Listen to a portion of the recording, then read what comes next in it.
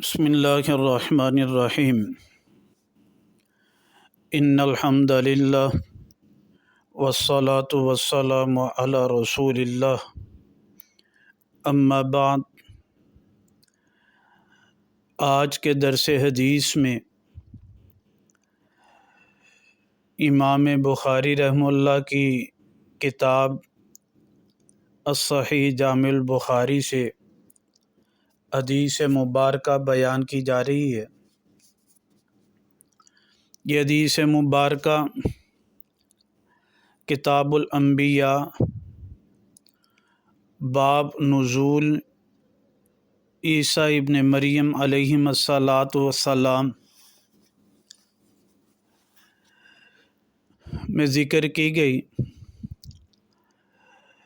کہ عیسیٰ علیہ الصلاۃ والسلام کا قرب قیامت میں نزول ہوگا۔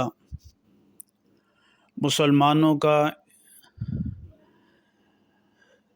اس بارے میں عقیدہ ہے کہ عیسیٰ علیہ الصلاۃ والسلام کو آسمانوں پر زندہ اٹھایا گیا۔ وما قتلوہ وما صلبوہ، کہ نہ تو انہیں قتل کیا گیا نہ وہ صلیب پر چڑھائے گئے۔ اس عقیدہ کے متعلق امام بخاری رحمہ اللہ حدیث مبارکہ نقل فرماتے ہیں کہ قال رسول اللہ صلی اللہ علیہ وسلم، کہ رسول اللہ صلی اللہ علیہ وسلم نے فرمایا والذی نفسی بیدہ، قسم ہے اس ذات کی جس کے قبضہ میں میری جان ہے، لیوشکن ان ینزل فیکم ابن مریم، کہ ان قریب اتریں گے تم میں عیسیٰ ابن مریم، حکمن عادلاً، ایک عادل حکمران کی حیثیت سے نزول فرمائیں گے۔